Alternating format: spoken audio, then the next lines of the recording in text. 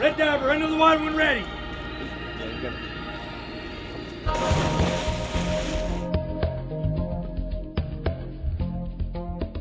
On a sweltering summer day in Savannah, Georgia, a team of U.S. Navy divers, guided by U.S.Army Corps of Engineers archaeologists, splashed into the murky waters of the Savannah River. This was the watery grave of the Civil War ironclad CSS Georgia. One of the most interesting wreck sites that I've ever worked on has some of the most amazing artifacts one could hope for on a wreck. The dives in 2015 represented the final stages of more than 40 years of archaeological study and offered the promise of artifacts and information about one of the nation's most significant yet mysterious shipwrecks. So this is our one chance to really understand the Georgia, how it was constructed, what it looked like. We probably know less about the Georgia than we do any other Confederate ironclad. So everything, every scrap of material, every fragment of machinery is going to tell us a little bit more about the Georgia. But the work would not be easy. It would require many thousands of dollars worth of specialized electronics and 274 dives into one of the most challenging underwater environments imaginable. The CSS Georgia doesn't give up her secrets very easily. This is the story of the recovery of the CSS Georgia.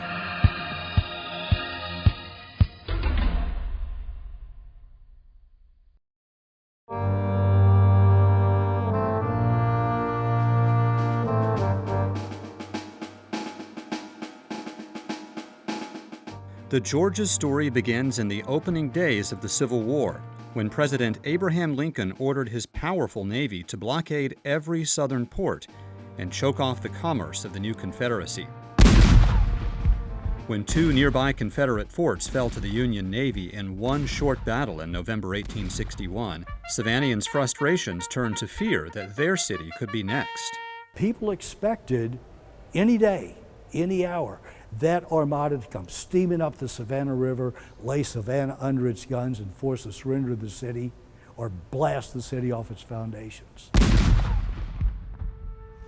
But Southern hopes were buoyed by the Battle of Hampton Roads, Virginia on March 8 through 9, 1862, when a new kind of vessel inflicted terrible damage on the Union blockading fleet. The CSS Virginia was America's first ironclad warship, featuring sloping iron armor attached to thick wooden walls. Soon, it seemed every southern city wanted its own version of this now legendary craft. The idea of building ironclads just sprang up all over the South. The Confederate Navy Department was just inundated with plans, desires to get a contract to build ironclads. In Savannah, just a few days after the battle in Hampton Roads, 22 local women, branding themselves the Ladies Gunboat Association, began a statewide campaign to pay for the construction of a new ironclad. Unique fundraising events included a concert at the Masonic Hall in Savannah featuring a new song by Jingle Bells composer James Lord Pierpont, who lived in Savannah. Was born amidst a battle clear, amidst artillery's roar. It is the page of victory, the standard of the brave. Donations poured in from every corner of the state, and within just 3 months, the Ladies Gunboat Association raised 115,000 Confederate dollars, more than $2.5 million in today's terms. If you want something bad enough, you can get the money to do it, and they did. In short order, Savannahans began the work of building the Ladies Gunboat, soon named the Georgia. Like the fundraising, the construction proceeded at a lightning-fast pace. The Georgia was built in just a few months, like about a third the time that most ironclads took to build. The Georgia was built extremely fast. I don't know of another ironclad that was built quicker in the South.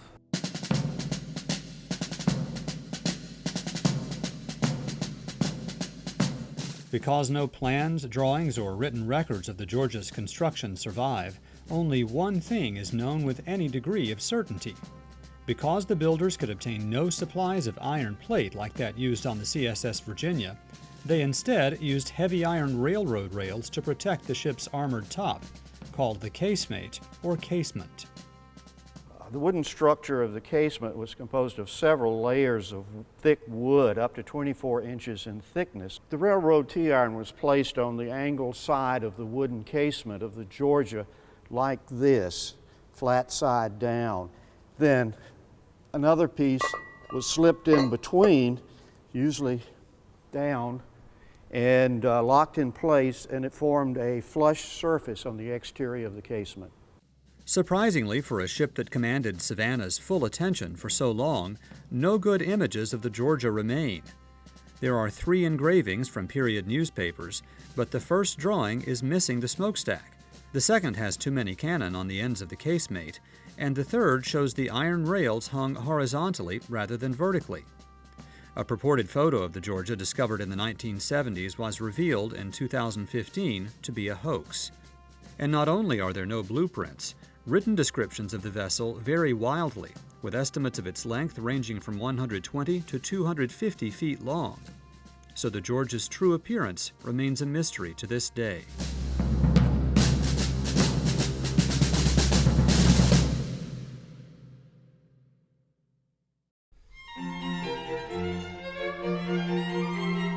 In July 1862, the members of the Ladies' Gunboat Association were invited to tour their finished Ironclad. Expectations for the ship's success ran high. They all expected this vessel to go down the river, attack the blockade, sink or drive off the Yankees, and reopen Savannah to world commerce. But those dreams were to remain unfulfilled, as the Georgia proved unable to power itself against the strong currents of the Savannah River. Perhaps because its engines were too weak, its iron armor too heavy, or a combination of both. A ship that couldn't move, couldn't attack. And that wasn't the Ironclad's only shortcoming. On the trial trip, the hull leaked so badly that the bilge pumps couldn't pump the water out as fast as it came in. It got to the point the captain of the Georgia was considering throwing the coal overboard to keep the vessel afloat. And apparently she also leaked when it rained as well. It came from both ends, top and bottom apparently.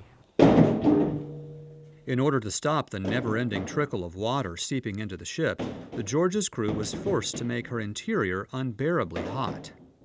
You can imagine what that vessel was like in August, sitting in the middle of the Savannah River with at least some part of the engine running to operate the pumps.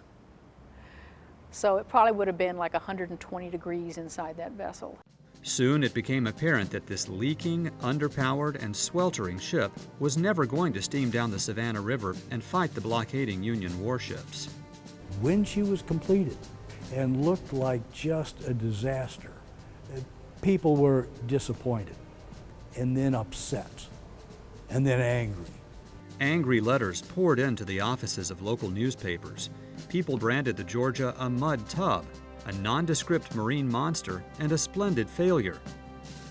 To counter this rising tide of anger, the ship's builders wrote back, claiming they never meant the Georgia to be a powerful warship like the Virginia, but rather an armored floating fortification. This is what we intended.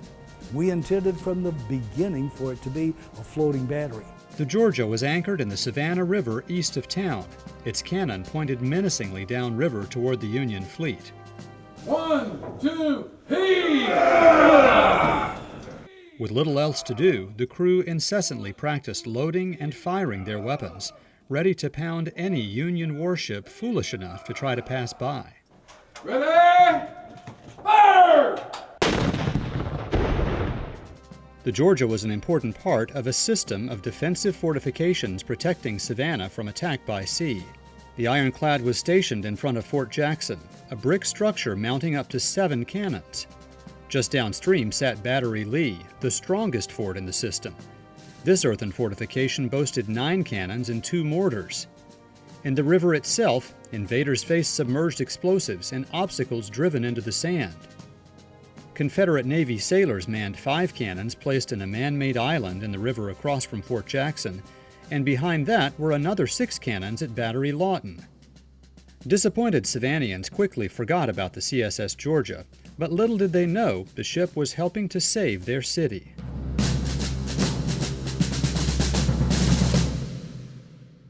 What they didn't realize was that she actually delayed the fall of Savannah until December of 1864. And as angry and frustrated and disappointed as were the people of Savannah. The Georgia is the important link in that defensive line. The Federal Navy did not come up to attack Savannah, so the deterrent defenses were 100% successful. Though the Union Navy never did steam up the Savannah River, the Union Army encircled the city from behind. Savannah was the final target in General William T. Sherman's famed March to the Sea. On the night of December 20th through 21st, 1864, Savannah's Confederate defenders created a temporary floating bridge and walked silently across the river into South Carolina, slipping away to fight another day.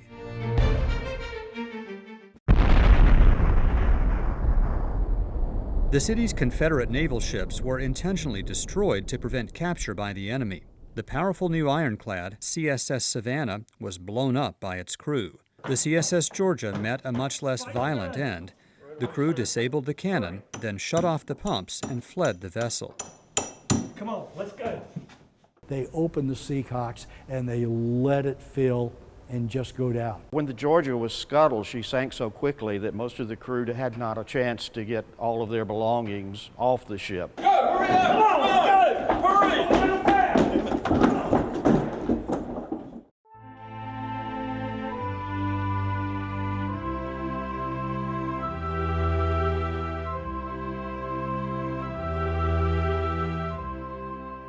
With the war's end, the Georgia was no longer a powerful defensive shield.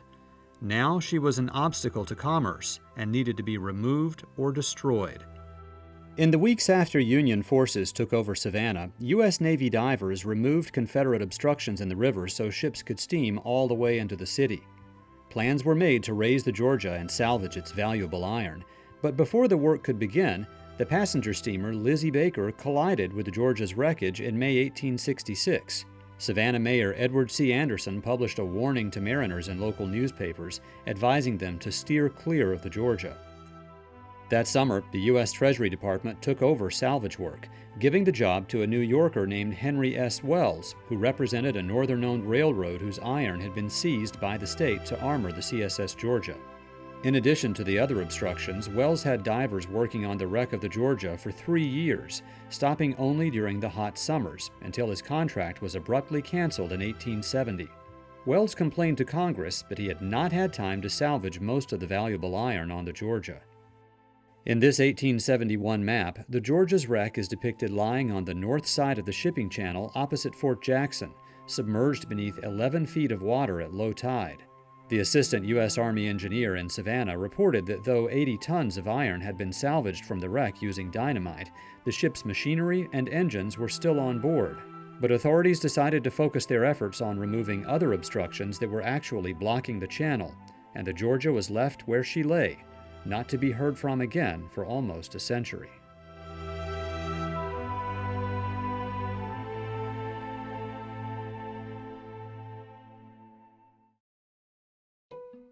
The Georgia's century-long silence was shattered with this innocuous headline in the March 30th, 1968 Savannah Morning News: Ironclad Revisited. Buried in an interior page, the short piece announced that this dredge, contracted to the Savannah district of the U.S. Army Corps of Engineers, had struck something hard in the water. When the machinery was pulled up from the bottom, it was found to be snarled up in rusted railroad iron. Ralston Lattimore, superintendent at Fort Pulaski National Monument, arrived on scene and identified the mangled mess as the long-forgotten CSS Georgia. After the National Park Service and Smithsonian Institution said they were not interested in raising the Georgia, the Corps turned to the state of Georgia, specifically the Georgia Historical Commission, which operated Fort Jackson as a maritime museum and had already raised 2 Civil War shipwrecks in Columbus, Georgia. Commission head Mary Gregory Jewett wrote to the U.S. Navy asking for advice on how to proceed. In January 1969, Rear Admiral H.J. Kostler, who commanded the 6th Naval District in Charleston, South Carolina, replied to Jewett, offering the services of an officer and 2 enlisted divers in February to positively identify the wreck and give an estimate of what it would cost to raise it. Jewett accepted the offer, and the officer Kostler sent was Lieutenant Commander Lou Tew, captain of the submarine rescue ship USS Petrel. Well, we got there that day, and he got a tugboat for us. And we got on a tugboat and went out where the Georgia was, and we got in the water and went down, and we run around the Georgia, surveying it. Tew and his men explored the wreckage on Thursday, February 27, 1969, and confirmed that the Corps of Engineers had indeed discovered the CSS Georgia. They reported that the ship's upper decks and structures had collapsed, and that 12 to 16 feet of silt had covered the wreckage, which was otherwise intact. The divers brought 3 or 4 pieces of waterlogged timber to the surface, but left all the other artifacts where they found them. So we made a report to the people involved there that they need to dredge around the wreck. The Navy estimated it would cost up to $1 million to raise the Georgia, which was 2 to 3 times the Georgia Historical Commission's annual operating budget. Accordingly, the commission thanked the divers and their commander, but politely declined the Corps of Engineers' request to salvage the ship. This was a frustrating turn of events for the Corps, which needed the Georgia out of the way so the harbor channel could be deepened and widened. Port was developing, and they were bringing in larger and larger ships, and they needed to widen and deepen the channel. So this obstruction then came to the forefront. Serious archaeological study of the wreck began in earnest in November 1978 with a sonar survey conducted by Dr. Jim Henry from the Skidaway Institute of Oceanography outside Savannah. Encouraged by the results of this study, the Corps brought in experts from the University of South Carolina's Institute of Underwater Archaeology with a more powerful device 1 month later. Archaeologist Ralph Wilbanks was part of the team. I think it was just to kind of get an image of the Georgia, see what it all looked like, see what was going on. It was now obvious to experts there was not an intact warship on the bottom of the Savannah River. Once I saw the side scan image of it, I knew that the wreck had been terribly displaced from the original, its original sinking. When Wilbanks returned to dive on the Georgia later that month, he sketched in his logbook a simple drawing of the ship's railroad iron armor. I remember, looking at the railroad iron where this casemate was laying over, and I could see the ends of the railroad iron, and I could see them interlocking and stuff like that. The work shifted into high gear in 1979 when the Corps hired Texas A&M University to study serious options for raising the Georgia. If it was in good enough shape to raise it, we would probably take it across the river to Fort Jackson. In January '79, I brought a team of students and colleagues from Texas A&M to begin what we thought would be a very short-term study of the site of the CSS Georgia. The river became the scene of constant activity as divers explored the wreck. The archaeologists found the cloudy, fast-moving Savannah River to be a difficult place to work. It's like diving into chocolate pudding. So many suspended particulates in the water column that it just blocked out all light. So we did archaeology by braille for the most part. My first impression of the Georgia was it was an armored barn. When I would be sitting on the casement waiting for one of my colleagues or my partner to be doing something, it really felt like I was sitting on an armored roof. We always went down with at least 2 people. We always had a tagline between us, a line around each of our wrists, maybe about 2 meters long, so that if one guy fell into one of these sally ports, that the other guy could pull him out because you're in black water. The whole idea of the whole diving project was to be safe, to plan your dive and dive that plan. After a while, we became reasonably comfortable with the site. We were able then to get a sense of how big the wreck was and what components were where. The team included only a few underwater archaeologists. It was truly a multidisciplinary force, comprising members of various civilian career tracks within the U.S. Army Corps of Engineers. Well, we had attorneys, we had real estate people, engineers, technicians, just anybody who actually wanted to do it. Best dive I've ever been on. We had a lot of camaraderie. It was a good time. Their accomplishments were impressive. Among the artifacts divers brought to the surface were a carpenter's tool, a serving dish, and leg irons for use on unruly Confederate sailors. As part of its contract with the Corps of Engineers, Texas A&M produced a 150-page report in 1980 detailing its findings on the wreck site. 3 years later, the university followed up with a formal proposal to raise the Georgia's remains. The archaeologists proposed erecting an underwater box around the Georgia called a cofferdam, which would slow down the current and clear up the water inside so divers could work. The price tag, an estimated $2 to $4 million, was too high for the Corps of Engineers to consider. But the dive team was sent back down to the wreck site in 1984 to recover more artifacts, including cannonballs and shells from the Georgia's arsenal. And we recovered 100 rounds of ordnance. The projectiles were disarmed and sent to Texas for conservation.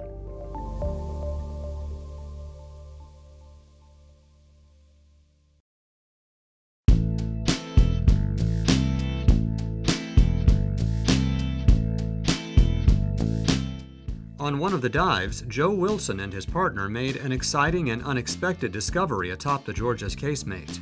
Myself and another diver went down, and we were trying to put a marker, just a buoy on the wreck so we know where to go back to every time. And my friend started tying the line around what he thought was a cleat. And I went up to it to check, make sure he had it tied right. And I found out, I felt the trunnions, and I thought it was a cannon. The divers had discovered the one-of-a-kind 24-pounder cannon cast at Alvin Miller's Savannah foundry, especially for use on the Georgia. 24 pounds refers to the weight of the projectile fired by the gun. The team raised the relatively small weapon on April 14, 1984. The barge brought it ashore, where it was lowered into the moat at Fort Jackson. This would protect it from decomposition until a special treatment tank could be prepared to conserve the historic weapon. When it gets out of the water and comes in contact with the oxygen, it starts to deteriorate immediately. And if it's not kept out of the air or preserved, it'll disintegrate. On April 28th, a much bigger 32-pounder rifled cannon broke the surface. Again, the crew hoisted the gun into the air and ferried it over to Fort Jackson. But this cannon could not be stashed in the moat. That 32-pounder rifle weighs over 5,000 pounds. So if we put that in the moat, it would have sank all the way to the bottom, and it may have been hard to get back out. We dug a pit and lined it with plastic and filled it with water and kept it in there. Etched on the side of the 32-pounder were clues about the big gun's identity.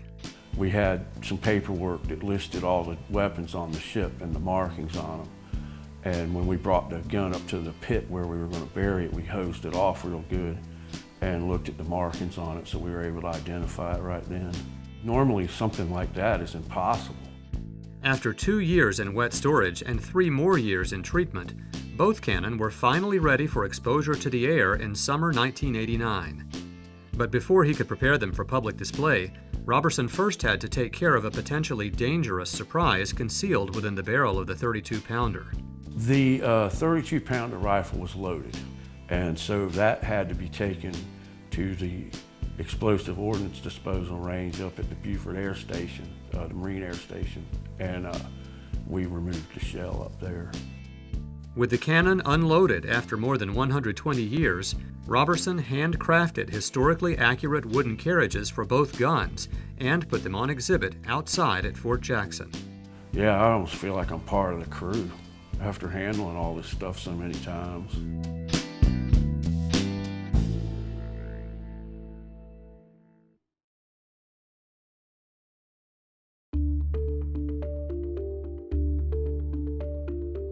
But the Georgia itself remained on the bottom, with no funding in sight for bringing it to the surface.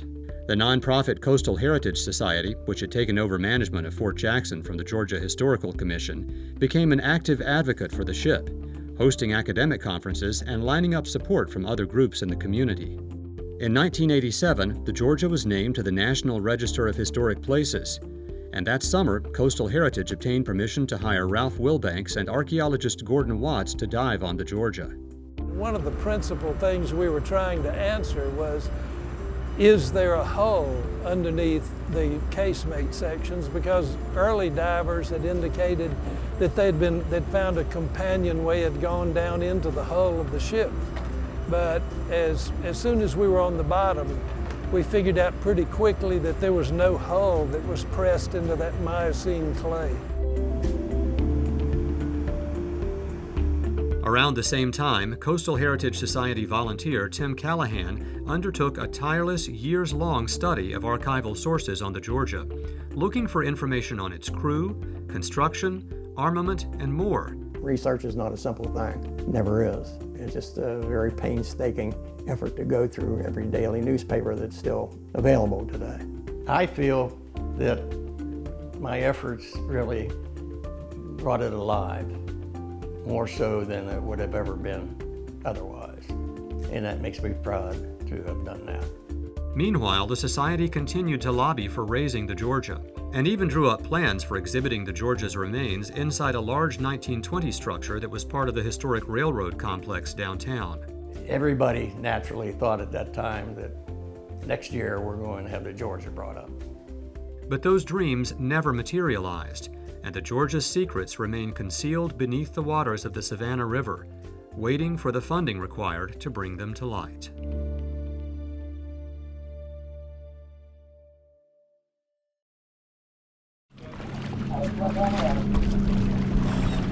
Another 20 years passed before divers once again visited the wreck of the CSS Georgia. In 2003, Corps contracted archaeologists entered the water not to recover artifacts, but rather to map the wreck site in detail and collect information that Corps planners would use to ascertain the best way to protect the Georgia's remains. We've been able to document basically everything on the bottom and determine what's there, and this will basically pave the way for future investigations to come back and possible recovery of what pieces remain on the bottom. The archaeologists also deployed high-resolution sonar, which used sound waves to penetrate the cloudy water, and what they found alarmed them. The Casemate sections outlined in red in the 1980s image were broken off and had disappeared completely by 2003. There has been a tremendous amount of deterioration. When we looked at it 15 years ago, it had a lot of structural integrity that today you don't see. Archaeologists pinpointed additional dredge strikes as the cause of the damage and advised that raising the Georgia's remains was the only way to protect them from future damage and destruction. On the side, moving divers to the ladder! Moving divers to the ladder! It would be yet another decade before any more archaeological work took place at the wreck site of the CSS Georgia. But when the team returned in November 2013, they made history. Clear! Hold! For the first time, U.S. Navy divers raised a large section of the Georgia's iron and wood casemate intact. The piece measured 8 feet by 8 feet and weighed close to 5,000 pounds. Everybody's real excited to get it up and over. We worked hard for 5 days to get that piece to the surface. The Corps of Engineers and the U.S. Navy, which officially owns the historic warship, needed to know the most effective way to recover and conserve the Georgia's remains. They hoped this casemate section would provide valuable clues. Conservators transported the wood and iron to the well-respected Conservation Research Laboratory at Texas A&M University, where it was subjected to a variety of tests to determine its strength, stability, and condition. At the moment, we're not conserving it. What we're going to be doing is doing testing on this piece. Ultimately, the decision will be made sometime between now and next year as to whether we're going to keep this piece and it'll go on museum display. Just over 1 year later, recovery began in earnest. And this time, the team intended to leave nothing behind. When we in the Navy are through here, all of the CSS Georgia, all that remains of it will be out of the river. Using all of the information gleaned over more than a quarter century of diving and survey work, and armed with new sonar images of the wreck site, archaeologists plunged into the brackish water in January 2015. Okay, I've got basket down under the breach end. Their work was limited to the short, slack water periods at high and low tide, and divers were forced to exit the water when the current started moving again. The tide window can be as little as 30 minutes, and it could be as much as an hour and a half. It just depends on the moon and the wind and a lot of other conditions. Big ships passed by at what appeared to be arm's length, but the team took precautions to make sure everyone was safe. When you're underwater and a big ship goes by, you can hear it, and sometimes you can actually feel it. With experience, we've learned that there isn't really a bad effect from the ships as long as they're in the channel where they belong. In spite of the challenges, the recovery moved along at a quick pace, yielding more than 1,500 small artifacts, including wooden pulleys, metal gun sights, devices for moving cannons around on the deck. This will be used as a big lever to slide underneath the back of the gun carriage. And scissor-shaped pieces of metal that were part of the gun carriages.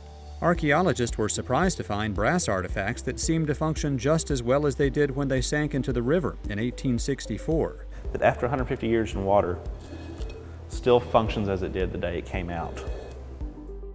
There were smaller personal items such as dishware, a bayonet handle, another set of leg irons for use on the crew, and even prehistoric Native American pottery fragments that must have somehow washed downstream into the Georgia's wreckage.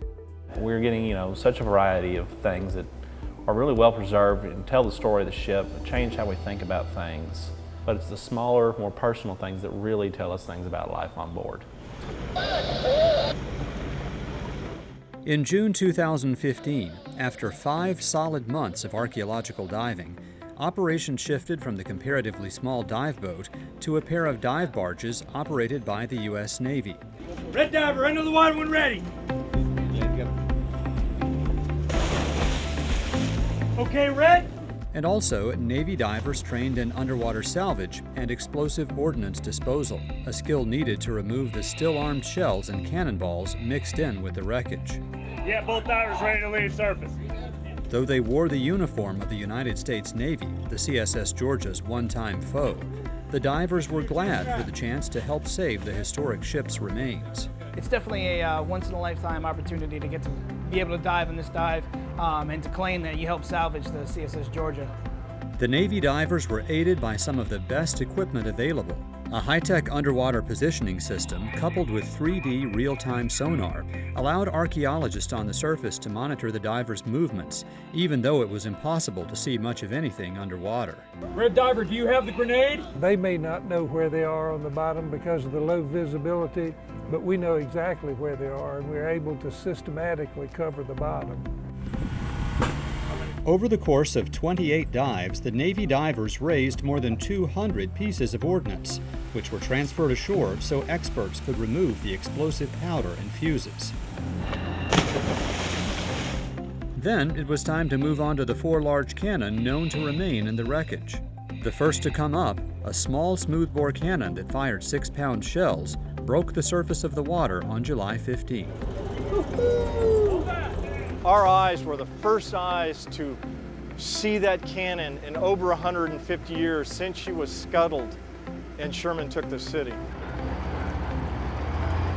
3 more cannon emerged in July. Oh! 2 more rifled guns like the larger of the 2 raised in the 1980s, along with a massive 9,000-pound Dahlgren smoothbore gun. Their safe recovery was a difficult, well-orchestrated job on the part of the Navy divers and the archaeologists. These are big cannon. These are big guns. It takes a lot to get them off the bottom.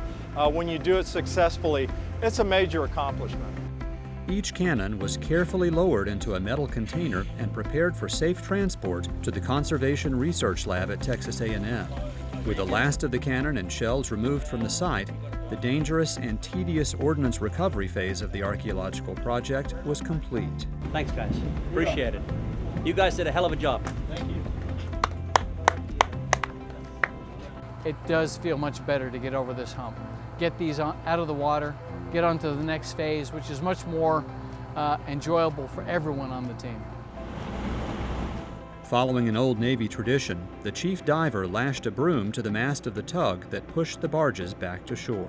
Back in World War II, United States submariners would oftentimes display a broom in their sail on the way back in to show a clean sweep of the oceans of the enemy. Complete clearance, and that's what we did today. We cleared the Confederate guns and ordnance from the Savannah River. Attention now shifted to recovering large mapped artifacts, such as remnants of the ship's machinery and fittings, engine parts, and the propeller. All eyes were on the water as the blades and shaft of one of the Georgia's 2 propellers saw daylight for the first time since it sank. After gently cradling the big iron artifact onto the deck, conservators carefully cut the propeller into 2 parts to ensure a safe transit to the conservation lab in Texas. When I'm back in the lab and I've cleaned the propeller and the shaft, we can see exactly how she goes together, and we can realign her for museum display. Red diver into the water when ready! The successes achieved during the large artifact recovery phase were later dampened by the crew's inability to recover the large, heavy casemate sections on the bottom. Their recovery would have to wait until new methods were developed. We just got to a point where we could not separate off any more sections of the casemate, and what was left exceeded, the weight of our cranes. Now it was time to recover the remaining artifacts too heavy for divers to lift. For this task, the archaeologist would use mechanized equipment.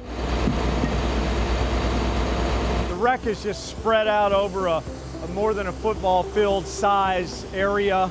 A lot of it's buried. Most of it's too heavy for 1 or 2 or even 3 people to pick up. You've got to have big machinery to pull this stuff to the surface. You just can't do it with divers. More than 2,000 times, the crane scooped up mud-covered artifacts from the bottom and deposited them on deck. Each scoop of the claw or clamshell was conducted with precision, using global positioning satellite guidance and a detailed grid map of the wreck site. This allowed archaeologists to know where the artifacts were located before they removed the objects.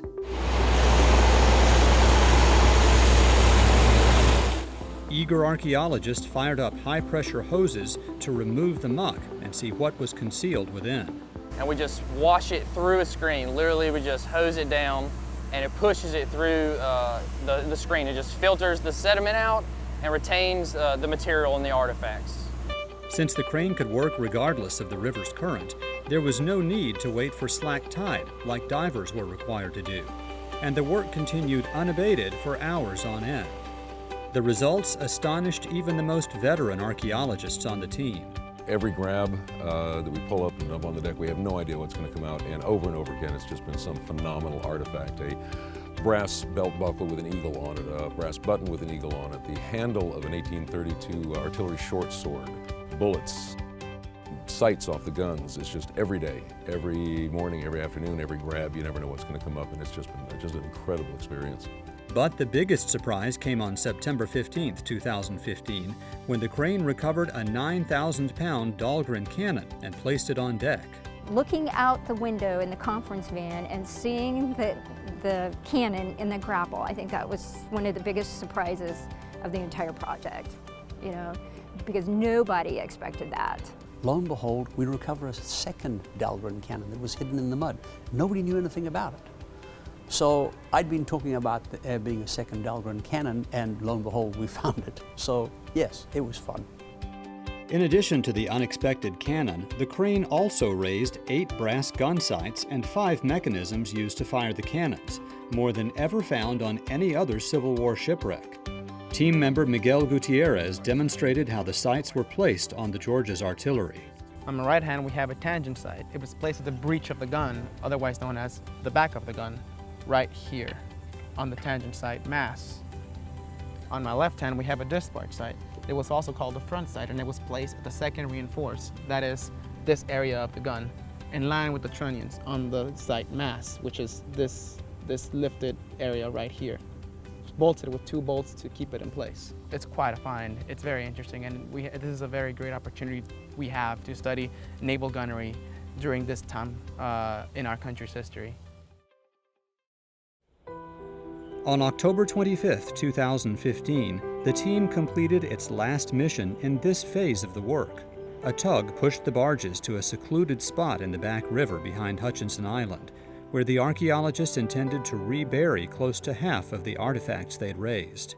We set aside some artifacts that we determined weren't really going to contribute that much to our understanding of the CSS Georgia and life on the Georgia. Today we are reburying those in a spot not that far from their original location. The objects were gently placed inside several open-topped metal containers and covered with plastic. atop which was piled a thick layer of heavy, wet mud scooped from the bottom of the river. This would create an oxygen-free environment to protect the artifacts. As team members watched, the containers were lifted off the barge and gently placed into the water, where they sank several feet into the soft sediment on the bottom. The process was carefully planned to allow future researchers to access the artifacts should the need arise. We want to make these accessible to someone in the future who wants to come along and recover them. And we have records of everything that's in each container. So if anybody really wants to come back and retrieve these, they know exactly what they'll be getting in each container. Sonar scans and final archaeological dives ensured the containers were placed snugly in exactly the right spot. For now, the salvage and recovery of the CSS Georgia was complete. Now the artifacts began a 1,000-mile journey from Savannah to the campus of Texas A&M University, about 100 miles northwest of Houston. Are you going to hit that water? Here they were offloaded at the same lab where the Casemate section raised in 2013 was sent, to begin the process of preparing them for display in museums. Here at Conservation Research Lab, after the work in Georgia was over, the work here really began. We took possession of around 142 tons worth of material, over 13,000 artifacts, ranging in size from our 12-foot Dahlgren cannons to 24-foot long sections of iron casemate, down to the smallest small personal effects. And each one of those just takes its own personal care to figure out the best way to conserve these and make the most out of these artifacts to tell the story. Conservator Karen Martindale began identifying each of the 1,700 small artifacts one at a time and painstakingly entering the information into a computer database. So it has all of the pertinent information needed for each artifact. Next, each item was photographed before being treated, and those which were trapped in layers of marine concretion from many decades underwater were scanned with a medical X-ray. The X-ray is a priceless tool to be able to actually see inside them, to be able to, for example, see inside a padlock, to see what mechanisms are still there. Other conservators, all of them students in A&M's highly regarded archaeological training program, used handheld devices called air scribes to chisel away concretion from artillery shells and cannonballs. This is an untreated shell from the CSS Georgia. As you can see, it's heavily concreted. There's still shells, there's barnacles. It's really rusty. This one over here has already been treated. While there's still concretion on it and it's still a bit rusty, you can see that there's many smooth patches of metal still left. In some of the big water-filled containers outside, large metal artifacts were in the beginning stages of a process called electrolysis, during which electrical current and a chemical solution were being used to return the rusty metal to its original state. It slowly leaches these salts out of the metal into the water that we can start to control and make this metal more stable that it will not rust as it's exposed again. The conservation process can last as long as a few months for smaller artifacts to a year and a half or more for large cannons and casemate sections. Waterlogged wooden artifacts require their own type of tender, loving care to reverse extensive damage caused by a wood-devouring mollusk called the teredo worm.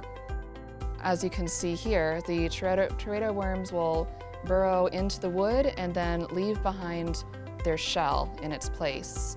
Much of the time, wood is so eaten up by teredo worms that the only thing left holding the wood together is the teredo worm shells.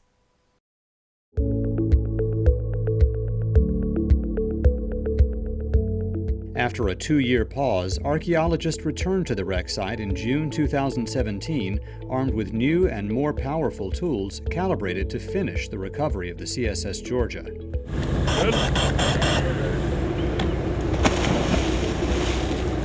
This time around, we are using a larger crane, and with that crane, we can put down a much larger frame and rigging system than we could in 2015. Last time we had max 100 ton. Here we have, it's capable of 300 ton, but right now it's certified to 150. First to break the surface of the water was the 31 by 24 foot, 67-ton section known as the East Casemate, just before dark on Wednesday, June 21st.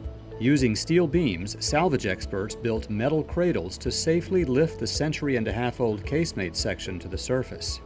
The piece is so fragile, we don't know where it's going to fail. If we just sling wires under it, it could basically collapse on itself like a basket. So the frames just give that underneath support. As the archaeologist watched with bated breath, the crane operator gently placed the heavy artifact down on an adjacent barge. You know, we were just anxious to get it up because we knew it was coming up, we knew it was going to get on deck, and we knew we were going to get a really good look at it. Next up was the larger West Casemate section, weighing in at an estimated 120 tons. At first, this artifact defied efforts to bring it up in one piece. But on July 2nd, the team managed to raise most of the West Casemate intact, placing it in line with its companion on the artifact barge. It feels good to get that last big piece finally out of there. Finally see it break the surface, swing around. It was quite a sight to behold. A sight and a smell.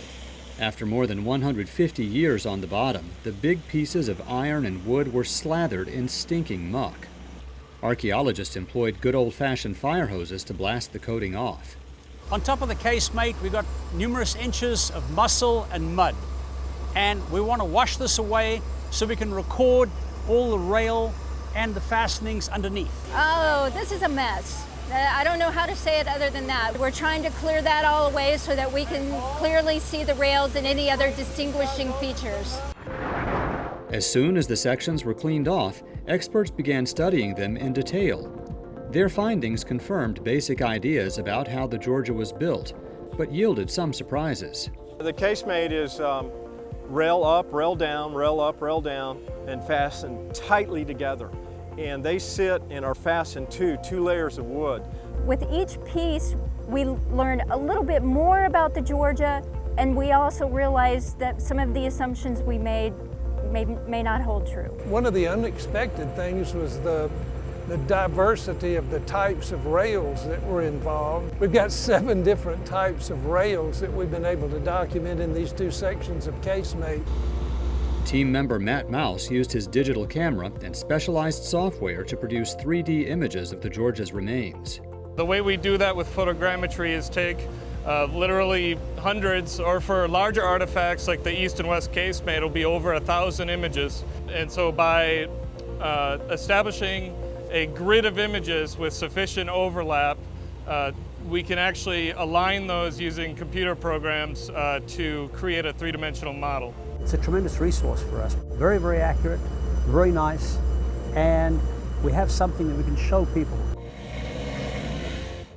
The technology is amazing, but archaeologist Gordon Watts ensured that important details were captured the old-fashioned way too. I don't think there's any substitute for sitting down and doing the drawings, mechanical drawings of certain aspects of it. So when you make those drawings, you really got to think about what you're recording. And I think it's infinitely better to have your hands on the real thing. In concert with Matt Mouse's 3D models, Watts' detailed drawings provide a complete picture of the Georgia's remains. With the big section safely on board, the archaeologists returned to the methods that proved productive in 2015, scooping the river bottom up onto the deck 1 bucket load at a time and blasting away the mud to see what it concealed.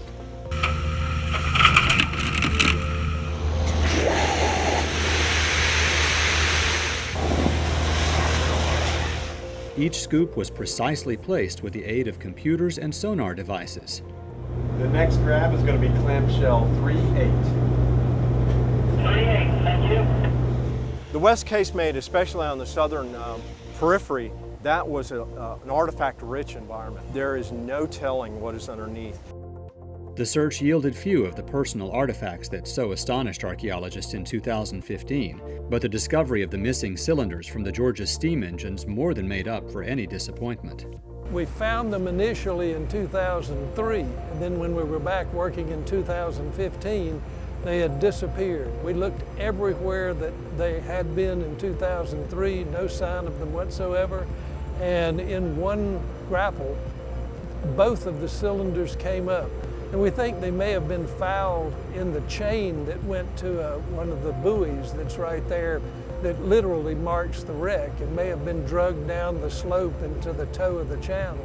In conjunction with information gleaned from the ship's propeller raised in 2015, the engine parts discovered 2 years later will yield important clues about why the Georgia was so underpowered. During the final stages of the work on the river, the recovered artifacts were continuously soaked to make sure they didn't dry out and start to decay. The steam cylinders would be sent to the lab at Texas A&M for conservation, but now it was time for the big Casemate sections to return to a safe, secluded spot on the river bottom. Here they will wait until someone comes up with a plan and funding to conserve them and put them on exhibit. Bittersweet's a good way to describe it. It's kind of sad to be, involved in the second scuttling of the ship, but maybe it'll rest in peace over here for the next 150 years. When you get right down to it, what we did preserves everything that went down on the bottom. So yes, it's bittersweet. We put it back in the water. On the other hand, we've gained a tremendous amount of knowledge. We know how the whole thing was put together. And in years to come, if somebody wants to display it, it's here. We know where it is. It's buried in the mud. They can come back, recover it, conserve it, and put it on display. There's a vent in the rear of the cannon. You have to get. For the recovery team, Reburial marked the end of a long journey. They marked the occasion by gathering for a special cannon salute at Old Fort Jackson. It's a wonderful way to end the project, a cannon salute from the fort where the soldiers on a daily basis would have seen the Georgia. And it's kind of fitting that the one would salute the other at the end of a project.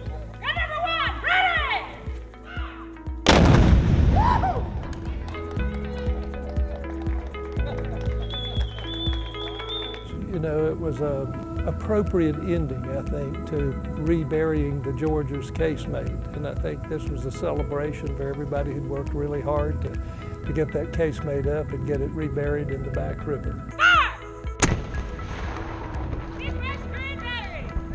And I think we did a really credible job, and I think everybody's proud of it.